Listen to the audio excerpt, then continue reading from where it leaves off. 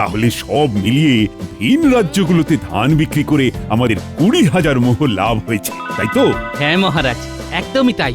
কি বিজ্ঞানী, ঠিক বললাম তো? হ্যাঁ মহারাজ, হিসেব মতো আমরা সর্বমোট 2টি রাজ্যে ধান বিক্রি করেছি। কি সভাকবি, ঠিক বললাম তো? একদম সঠিক বলেছ বিজ্ঞানী। সর্বমোট 2টি রাজ্যে ধান বিক্রি হতে 20,000 মোহর লাভ হয়েছে, একথা আমি নিশ্চিত হয়ে জানি। এরা সব অকম্মা মহারাজ, হিসেব পত্রে লবডঙ্কা। আমি আপনাকে বলছি শুনুন, আমাদের 17,000 মোহর লাভ হয়েছে আর 3,000 মোহর যাতায়াতে খরচ হয়েছে। বাবা, ধান বিক্রি করার সময় গরুর গাড়ি কি সোনা দিয়ে বানানো হয়েছে নাকি, যে 3,000 মোহর যাতায়াত খরচ? আর গরুর গাড়ি তো মহারাজ নিজে পাঠিয়েছিলেন, তাহলে আবার যাতায়াত খরচ কিসের? না মানে গাড়োয়ানের টাকা। ওনারা তো রাজবাড়ির মাইনে পাওয়া গাড়োয়ান। ইয়ে মানে মানে আসলে আর মানে করে লাভ নেই, আমাদের যুক্তির জালে জড়িয়ে গেছেন। আপনি যে কি করে এই রাজ্যের মন্ত্রী হয়ে এই রাজ্যের মহারাজকে ঠকাতে পারেন, সেটা আমি কিছুতেই বুঝতেই পারছি না। গায়ের চামড়া মোটা হয়ে গেলে আর লোভের ফাঁদে পা দিয়ে দিলে তখন মানুষ সততার পথ ভুলে যায়, বুঝলে? ধুর, কিছু বোঝো না, একদম চুপ করে থাকো। তুমি থামো তো মন্ত্রী, তোমার অনেক কারচুপি সহ্য করেছি, আর নয় অনেক চুপ করে থেকেছি, অনেক সয়েছি। ছি ছি ছি মন্ত্রী মশাই, আপনি ধান বিক্রির ব্যাপারে মিথ্যে বলে মহারাজকে এইভাবে ঠকানোর পরিকল্পনা করেছিলেন, আমরা ভাবতেই পারিনি। ভাগ্যিস গোপাল সভাকবি ও বিজ্ঞানী ছিল। দেখো মন্ত্রী, আমি তোমাকে 2 মাসের জন্য সভা থেকে বহিষ্কৃত করছি। তোমার মন্ত্রিত্বের সব কাজ এইবার থেকে গোপাল, বিজ্ঞানী ও সভাকবি করবে। আপনি এই 2 মাস বাড়িতে আরাম করুন মন্ত্রী মশাই। কাজটা মোটেও ভালো করলেন না মহারাজ। তাহলে বন্ধুরা, কাল থেকেই আমরা একদম ছক করে কাজে নেমে পড়ব, কেমন? চিন্তা নেই কোনো, ঠিকঠাক কাজ হবে, এইটা নিশ্চয়ই জানো। সেই বিষয়ে কোনো সংশয়ই নেই। আচ্ছা, তাহলে এবারে ঠিক করে নিই মন্ত্রীর কোন কাজটা কে করব। চলো চলো।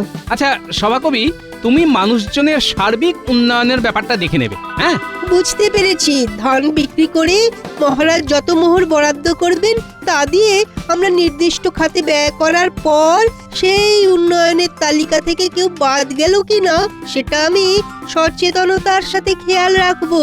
আমি তাহলে শিক্ষার মান উন্নয়ন এবং রাজ্যের হিসেব নিকেশটা দেখে নেব। একদম কোনো আপত্তি নেই। আমি রাস্তাঘাটের উন্নতি, রাজ্যের প্রজাদের নিয়মিত খোঁজ খবর, এই দিকটা সামলে নেব। বেশ বেশ, তাহলে কালকে গিয়ে মহারাজকে আমরা 3 জনে কে কোন দিকটা সামলাবো তা জানিয়ে দেব। মহারাজ কোন খাতের জন্য কত মোহর বরাদ্দ করছেন সেটাও ভালো করে বুঝে শুনে নিতে হবে।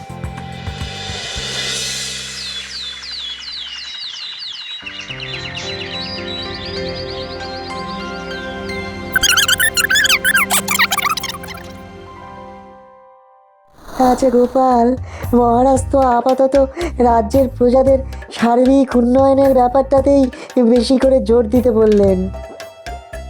শিক্ষা, বাড়িঘর, রাস্তাঘাট ছেড়ে সার্বিক উন্নয়ন ঘটাও, তেড়ে ফুড়ে। হ্যাঁ, আসলে দেখো, রাজ্যে অবৈতনিক পাঠশালা তো আছেই। এছাড়াও বিগত 4 মাস আগেই মহারাজ নতুন রাস্তাঘাট তৈরি করে দিয়েছেন। সুতরাং এই কারণেই উনি এখন সার্বিক উন্নয়নের ব্যাপারে সর্বাধিক জোর দিচ্ছেন আর কি। যা বলেছ, প্রজাদেরকে খুশি রাখাও তো মহারাজের অন্যতম দায়িত্ব, তাই না? মোট বরাদ্দ মোহরের পরিমাণ বুঝে কি কি কাজ করতে হবে চলো নিখুঁজে। গোপাল, তাহলে এক কাজ করি, চলো 2 দিন হাতে সময় নিয়ে রাজ্যবাসীদের কি হালচাল, তাদের কোনো অপূর্ণ ইচ্ছে আছে কিনা এসব ব্যাপারে একটু খোঁজ খবর নিয়ে নিই। ঠিক বলেছ, মন্ত্রী কোথায় কোথায় কি কি কাজে ফাঁকি দিয়ে গেছে তা দেখে নি।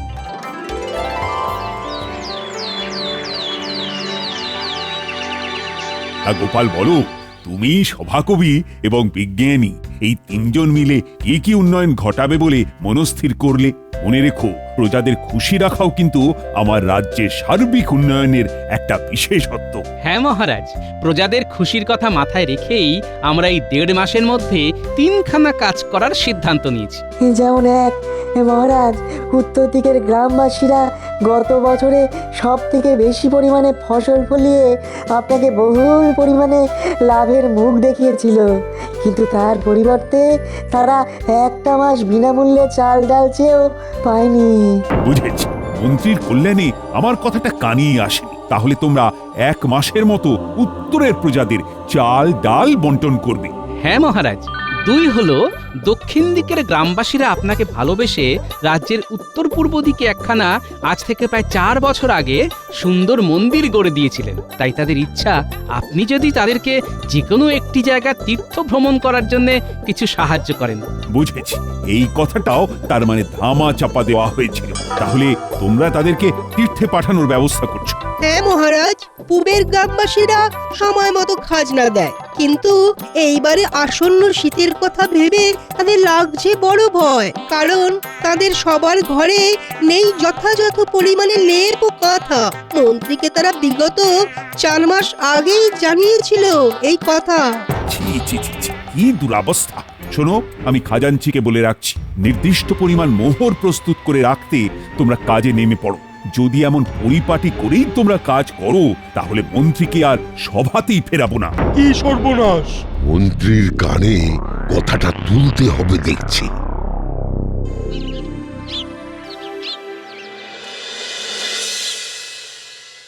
কি গো গিন্নি, ও গিন্নি, আরে আর কতক্ষণ? একটু শরবত বানাতে এত সময় কেউ নেয় নাকি? আমি তো শরবত বানাইনি, পারবো না বানাতে। কি? কেন? আরে কেন পারবে না শুনি? আমি হলাম বহিষ্কৃত মন্ত্রীর বউ। আমি নিজের হাতে রান্না বান্না কোনো সংসারের কিছু কাজ করতে পারবো না। আমার একজন গৃহভৃত্য চাই। কি? বেতন পাবো কিনা তার ঠিক নেই, তার উপরে আবার ভৃত্য। শুধু কি বেতন, মহারাজ তোমায় আর সভায় রাখেন কিনা? গোপালরা যা কাজ করছে। হে ভগবান, এ আমার কি সর্বনাশ হলো গো! এখন ভোগতে মোহর পাবেন উনি। কিভাবে আমি বা ওনার বেতন বাঁচিয়ে নিজের শখ আহ্লাদ মেটাবো? নাও, আরে বোঝো ঠেলা, এবারে কান্না সামলাবো নাকি নিজের দুরাবস্থা? ওহ,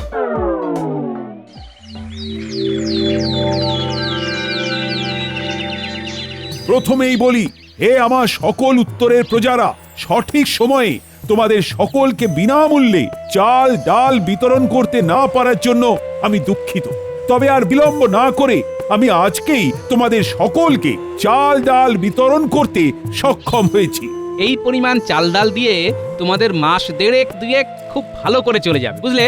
ধন্যবাদ মহারাজ, ধন্যবাদ। ধন্যবাদ ধন্যবাদ গোপাল, বিজ্ঞানী ও ধন্যবাদ সভাকবি বিজ্ঞানী, মহাশয়, ধন্যবাদ সভাকবি মহাশয়। আচ্ছা, আমরা তাহলে আসি। সকলে ভালো থেকো। এই গোপাল, বুঝি উত্তরে সবাই চাল ডাল পেল তো? আমি প্রতিটা বাড়িতে গিয়ে প্রত্যেককে খবর দিয়েছি মহারাজ। আমিও গুনে গেঁথে নিয়েছি খুব ভালো করে, মনে হয় না আর বাকি কেউ রইলো পড়ে। হে আমার সকল প্রিয় দক্ষিণের প্রজারা, প্রথমেই বলি, তোমাদের তীর্থে যাওয়ার মনস্কামনা দেরি করে পূরণ করার জন্য আমি ভীষণই দুঃখিত। যাই হোক, আমি আজকে তোমাদের সকলকে তীর্থে যাওয়ার জন্য খুশি মনে অর্থনৈতিকভাবে সাহায্য করতে চাই। তোমরা যে যেখানে খুশি তীর্থ করে আসতে পারবে, আর কোনো অর্থনৈতিক বাধা থাকলো না। আপনাদের সকলের জয় আপনাদের হোক, সকলের জয় জয় হোক। হোক। সবাই মোহর পেয়েছে তো গোপাল? গুনতে তো কোনো ভুল হয়নি। আপনি নিশ্চিন্তে থাকুন মহারাজ। আমিও গুনেছি ভালো করে, 1 2 3 করে জোরে জোরে। হে আমার সকল প্রিয় পূর্ব দিকের প্রজাগণ, তোমাদের আর শীতে কোনো ভয় নেই, কারণ আজকেই আমি তোমাদের প্রত্যেককে শীতের জন্য লেপ কম্বল বিতরণ করব। এগিয়ে এসো। ধন্যবাদ, জয় রাজা কৃষ্ণচন্দ্রের জয়।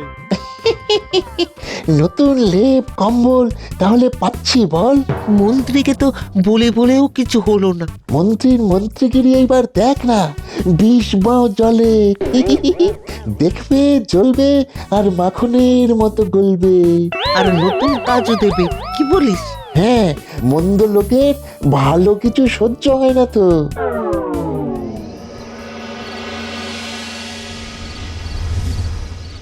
গোপাল, বিজ্ঞানী, সভাকবি, তোমাদের তিনজনের তৎপরতা ও কর্ম উদ্যোগ দেখে আমি সত্যি আপ্লুত।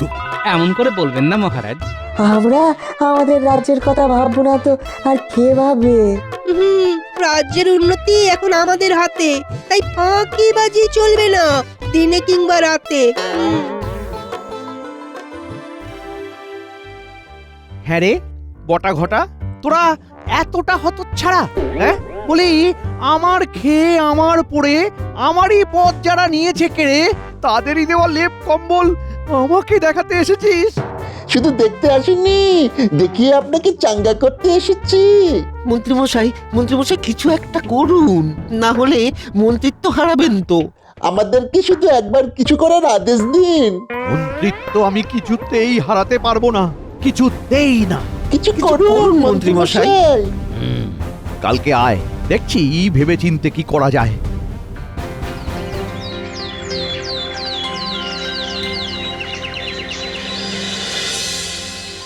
তাহলে মন্ত্রী কতই না ফাঁকি দিয়েছিল বলো? দেখো গিন্নি, ফাঁকি দিয়েছিল সেটা তো জানতাম, কিন্তু আসল কথাটা হলো এতটা পরিমাণে সেইটা বুঝতে পারিনি। সেই তো মহারাজ পরিষ্কার করে দিলেন, হ্যাঁ? মান সম্মান আবার আবার চলে গেল। হ্যাঁ দেখো গিন্নি, আমরা সাধারণ মানুষ, আমরা মান সম্মান হানির ভয় পাই, খারাপ কাজ করতে ভয় পাই, কিন্তু যারা একবার এইসব কাজ করতে অভ্যস্ত হয়ে পড়ে তাদের আর তখন কিছুতে কিছু যায় আসে না, বুঝলে? যা বলেছ, যাকে চলো খেতে দি, রাজসভায় যাবে তো? হ্যাঁ, মন্ত্রীমশাই আসবো? আয় আয়, তাড়াতাড়ি আয়, তাড়াতাড়ি আয়। বলুন, কিছু কি ভাবলেন? পোশাকগুলো নেই। এ তো নকল দাঁড়ি গো। রংচটা লুঙ্গি, ফতুয়া, কাজখানা কি করতে হবে মন্ত্রীমশাই? গোপাল, বিজ্ঞানী, সভাকবির ভাবমূর্তি মহারাজের চোখে একদম নামিয়ে দিতে হবে। আমরা এইসব পোশাকগুলো পরে ছদ্মবেশ নিয়ে সভায় গিয়ে নালিশ করব যে কেউ কেউ তীর্থের অনুদান পায়নি, কেউ কেউ আবার লেপ কম্বলও পায়নি, কেউ কেউ আবার বিনামূল্যে চাল ডাল পায়নি।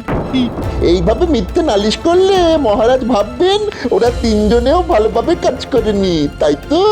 কিন্তু মন্ত্রীমশাই, আমরা তিনজন তিন দিকের হয়ে নালিশ করলে সেটাই তো অত জোরালো হবে না। সঙ্গে আরো কিছু লোক হলে ভালো হতো। আরো কিছু সংখ্যক লোক জোগাড় করা তো মুশকিল, কারণ সবাই সব পেয়েছে, কেউ মিথ্যে সাক্ষ্য দেবেন না। মিথ্যে সাক্ষ্য দেওয়ানো নিয়ে তোরা ভাবিস না, ভুলে যাস না আমি এই রাজ্যের মন্ত্রী, লোকজন জোগাড় হয়ে যাবে, চিন্তা নেই। মন্ত্রী ছিলেন, এখন আর নেই। হ্যাঁ, ওই আর কি। শোন, কালকে সকাল সকাল খুব ভালো করে ছদ্মবেশ নিয়ে দক্ষিণের বাঁশবাগানে চলে আসবি। তোরা কে কোন দিকের লোক সে যে নালিশ জানাবি সব আমি শিখিয়ে দেব, কেমন?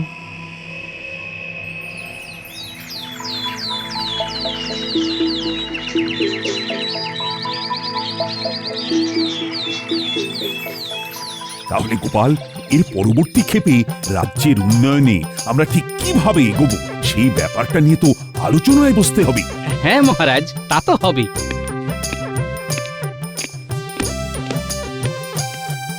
মহারাজ, আপনার সাথে কিছু লোক দেখা করতে চায়, বেশ উত্তেজিত হয়ে রয়েছে তারা। গ্রামের কিছু লোক উত্তেজিত হয়ে এসেছে, শুনে বেশ অবাকই লাগছে। কি ব্যাপার? কি করব গোপাল? মহারাজ চলুন বাইরে গিয়ে দেখি কি ব্যাপার। চলো বাইরে চলো সবাই।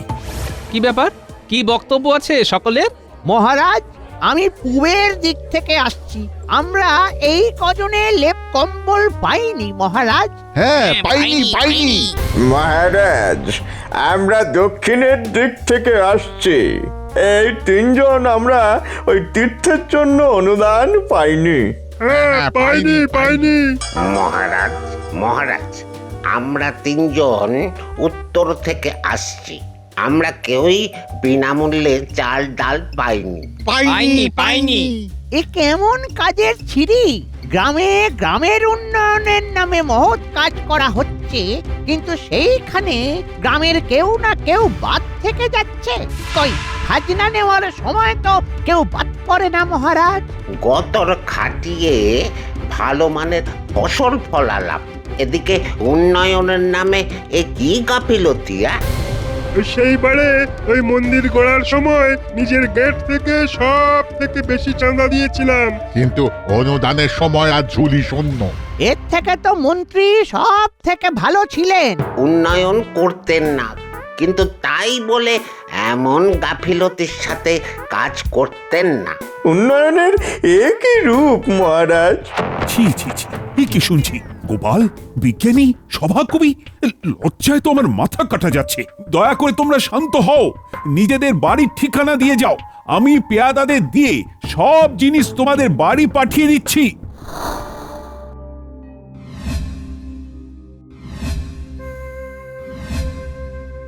আমি আর একটাও কথা শুনতে চাই না। লজ্জায় আমার মাথাটা কাটা গেল। অদক্ষ লোকেদের দিয়ে কি আর উন্নয়নের কাজ হয়? মহারাজ, বিশ্বাস করুন, আমরা তিনজনে খুঁটিয়ে খুঁটিয়ে কাজগুলো করেছিলাম। প্রত্যেকের বাড়ি গিয়ে গিয়ে আমি নিজে বলে এসেছিলাম। চুপ, একদম চুপ। আমার আর কোনো সভাসদ চাই না, সব কাজ আমি একাই করব। মহারাজ, বলছিলাম কি, আজকের মতো সভা শেষ, তোমরা সকলে বাড়ি যাও, আমার আর ভালো লাগছে না। বিজ্ঞানী, সভাকবি, তোমরা দুজনে নিশ্চিত তো যে তোমাদের কাজে কোনো রকম গাফিলতি ছিল না? আমি হলফ করে বলতে পারি, আমি একদম নিখুঁতভাবে কাজ করেছিলাম। আমিও তাই, কোনো সন্দেহ নাই। তাহলে আমাদেরকে পরিকল্পিতভাবে কেউ ফাঁসিয়েছে। মন্ত্রীমশাই হবে। আমরা ওনার খামতিগুলো প্রকাশ্যে বার করছি, সেইটা ওনার সহ্য হচ্ছে না। হিংসায় মন্ত্রী জ্বলে পুড়ে যায়, তাই অপদস্থ করতে আমাদের পিছু নেয়। তোমরা ঠিকই বলছো, কারণ তিন দিকের গ্রামবাসীর ঠিক একই দিনে জমায়েত হয়ে নালিশ করতে আসার ব্যাপারটা খুবই সন্দেহজনক। হ্যাঁ, তাদের তো সবার জানার কথাই নয় যে কে কে কি কি জিনিস পায়নি এবং কে কবে নালিশ জানাতে আসবে। সুতরাং আমাদের মাঠে নেমে এই ষড়যন্ত্র ভেঙে নিজেদেরকে নির্দোষ প্রমাণ করতে হবে। কাল একদম সকালে চার মাথার মোড়ে চলে এসো। আজ রাতে ভেবে নিয়ে কাল একদম ছক কষে কাজে নাম।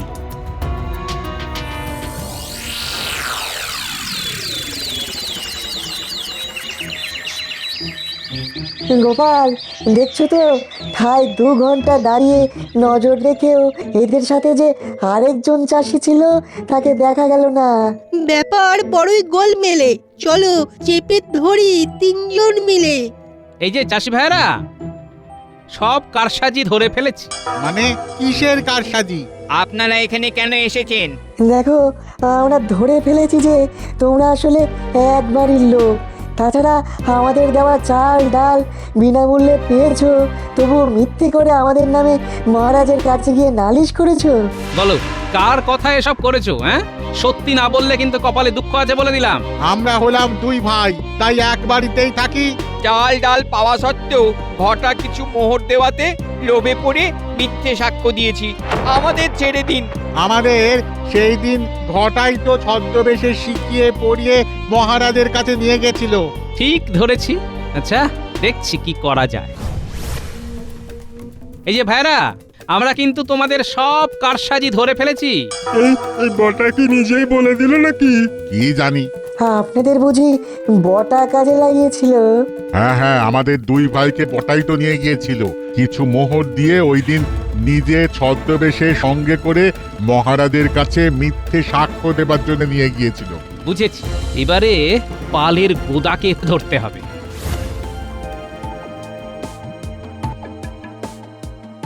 নিজেদের ভালো চাইলে সত্যিটা বলো।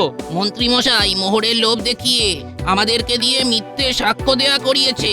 উনি ছদ্মবেশে নিজে দিন দৈন মিস্ত্রি সেজে আমাদেরকে রাজসভায় নিয়ে গিয়েছিলেন। বুঝলাম। এইবার সবই করে ফাঁস। মন্ত্রী মশাইয়ের বদমাইশিতে টানতে হবে রাস। চলো মহারাজকে সব খুলে বলি। মহারাজ, শুনুন তবে আমরা তিনজনে নির্দোষ। হিংসার বশে মন্ত্রীর হয়েছিল ভারী রোষ, তাই সে বটার ঘটাকে সঙ্গী করে লোকজনদের মিথ্যে সাক্ষী দেওয়ালো ধরে ধরে। কি বলছো হে সভাকবি? বলি বিজ্ঞানী গোপাল, এ কথা কি সত্য? খাঁটি সত্য মহারাজ।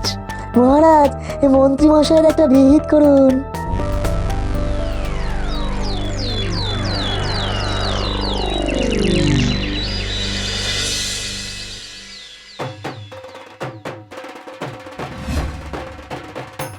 মহারাজ, আমাকে এইভাবে বিবস্ত্র করে রাখবেন না মহারাজ। কেন, ছদ্মবেশটা নেওয়ার সময় এই কথাটা মনে ছিল না? মহারাজ, মহারাজ আর এমন হবে না। দয়া করে আমার সব পোশাক কেড়ে নেবেন না মহারাজ। তুমি সারাটা বছর এইভাবে খালি গায়ে ঘুরবে, এইটাই তোমার শাস্তি। মহারাজ, মহারাজ, আমি রাজ্যের মন্ত্রী বলে কথা। হ্যাঁ, প্রাক্তন চোচ্চোর ঠকবাজ মন্ত্রী। মহারাজ, আমায় প্রাক্তন করবেন না মহারাজ। চুপ করো, কেঁদে কেঁদে আর গঙ্গা বইয়ে দিও না। মন্ত্রীমশাই, নিজে ভালো কাজ না করলেও অপরের ভালো কাজকে মন থেকে মানতে শিখুন, না হলে বারবার এমন শাস্তির মুখে পড়বে।